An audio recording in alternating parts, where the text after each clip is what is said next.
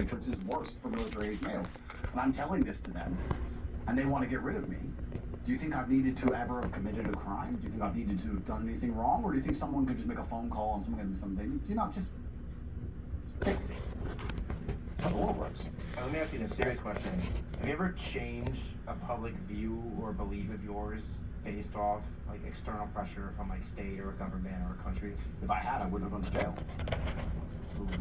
Because that's what they do. They don't pressure you they don't intimidate you with violence initially.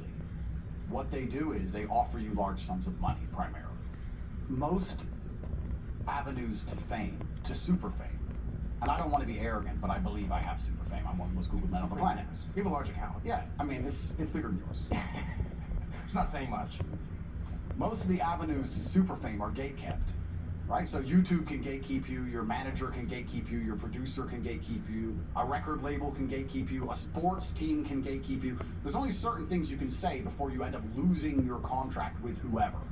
And that team, that manager, whatever, those walls can be pressured into getting rid of you.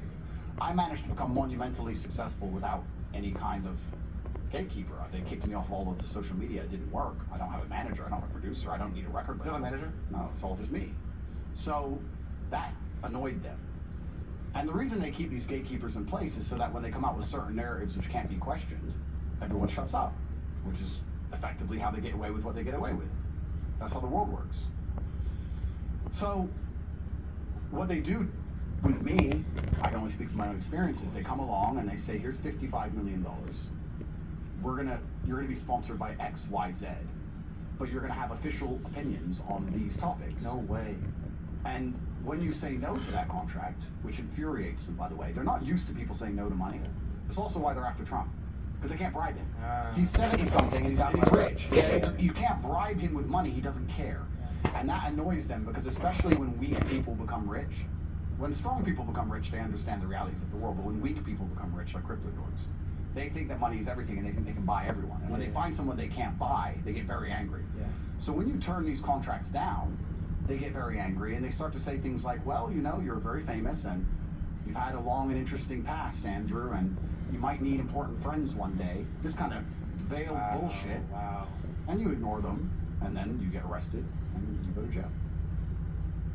That's how it works. If I would have signed that contract, I'm sure I would not have gone to jail, and I would have $55 million extra, but I would have sold my soul. And this is what you have to do to become monumentally successful in the world today. You have to sell your soul and sell your sanity. That's why all these famous people talk such utter bullshit. That's why they say such garbage. That's why all the politicians vote against the interests of their own constituents. That's why most of the other large podcasters, YouTubers you can name are sellouts. That's why when I was canceled, they all stood up in unison and said, yes, you should be canceled, yes, yes, because Susan called them and said, do you want to keep your YouTube channel? This is how it works. It's all a scam. So to decide to be sovereign takes a degree of bravery that most are not prepared for. After I turned that contract down, I said on every single podcast, they're going to put me in jail for something. I started saying it over and over and over. I heard it. Because I understand the world. And I knew what was going to happen. And what's going to happen at the end of this imaginary case I'm charged with, I don't know. Maybe I'll go to jail for 20 years. Maybe. But my sanity's not for sale. So do I want to sell my soul? Am I going to wear a dress? Am I going to... Have you ever worn a dress? Of course not. I'm not going to do anything stupid for the idea of my own safety. Let me ask you this, is like... The question I want to ask you, sir, is if you were in my position, what would you do? And I want you to tell the truth. Would you have taken that money, and would you have certain ideas? Because you're the kind of guy who insults people on the internet, and you don't operate from a frame of honor. So I'm asking genuinely. But let me say this to you. Would you take the money and just sell your soul? So the answer is no. You're not going to believe it. I don't have $55 million. I don't have a couple, to be honest. But you know this. You understand how crypto works. I don't care about crypto. I'm asking about your soul. But I'm going to tell you. I'm going to give you an example. Big money moves in crypto from a lot of people that don't deserve it. If you have influence in crypto, you know this. You make a tweet, hundreds of millions of dollars get thrown around instantly, right? Money moves. So you can assume that any person that has any sphere of influence is offered like very large deals to do things that probably are not morally or ethically correct, but like, who cares? You can get away with it. Yeah. I have sort of, you don't know me very well, you know me now, we're forming a relationship. You said friend when I hand you the coffee. Have sort of had like a one non-negotiable which is my beliefs, my values, and my ethics. And I sort of think that if you do it the right way, I've turned down. I'll be honest with you. We could pull up my bank statement. I don't have $1 million right now. I've been offered millions for many deals that I decided were incorrect. I shouldn't take. And I've sort of came with the stance that if you do it the right way, you know why you're doing what you're doing, and you like stand by your values and your beliefs, you ultimately get to where you want to get to. And I believe that if I sold my soul, I probably wouldn't be sitting here on this podcast. I wouldn't be on YouTube posting this with millions. So you're prepared to go to jail?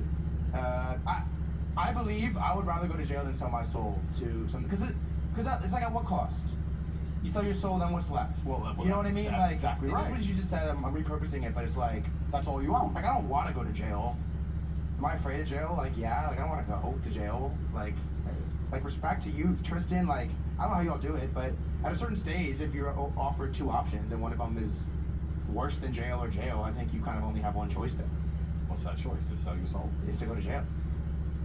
It's like, which one's worse? It's funny though, because you say that, and everyone I ask that question says that. Okay. But it's interesting, I seem to be the only person who chose that choice. Do you believe that you're the only person that chose that? Well, I don't know if I'm the only one, but there's a lot of people who clearly were happy Yeah. to have a member of their team turns transgender to show the kids, or happy to say whatever Susan told them to in unison with the cancellation, or happy to agree with Israel, or happy to agree with LGBT, or happy to agree with BLM. There's a lot of people who instantly sign on the dotted line in unison, instantly. And they're the same people who sit and say, oh, if I had the choice, I'd never sell my soul.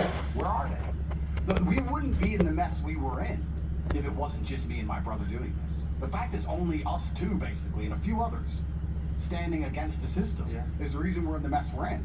If you don't currently have a criminal case, you're not important in the fight against the system. If you're not currently, like myself, like Assange, like Roger Ver, like Russell Brand, like Trump, like if you're not currently going to court, you're a nobody.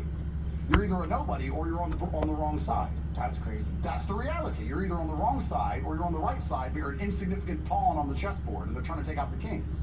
If you're not living with a current attempted criminal conviction. So what you're saying is, if I don't have a case active and I haven't sold my soul, I'm just insignificant? Unfortunately, yes. That's crazy. So once you get to a level of significance, They're you're coming. going to know, because they're going to raid your house.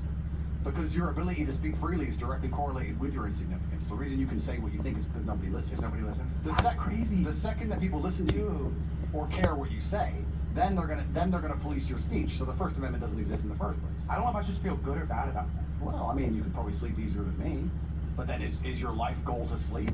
No. Like, is your life goal to be comfortable and sleep easy and not worry about the police coming and just do and make little podcasts, or is your life goal to be remembered in one of the last periods of human history when the enslavement could be resisted? Really? Talk to me about that. Well, you have to decide what you're. How much time do we have left? Well, I don't know. AI is pretty scary, isn't it? It is, yeah. Don't you think it's escalating faster than the human mind ever possibly Tell could? me this, like, I feel like no one's really talking about, like, how fast and rapidly the AI is getting insane. Well, I watched something Elon Musk said, and he's completely correct. I remember watching this chess game in 1997 when Gary Kasparov was defeated by T. Flu. That's 22 years ago. That's crazy. That's 22. Longer. Yeah, 23 years ago. That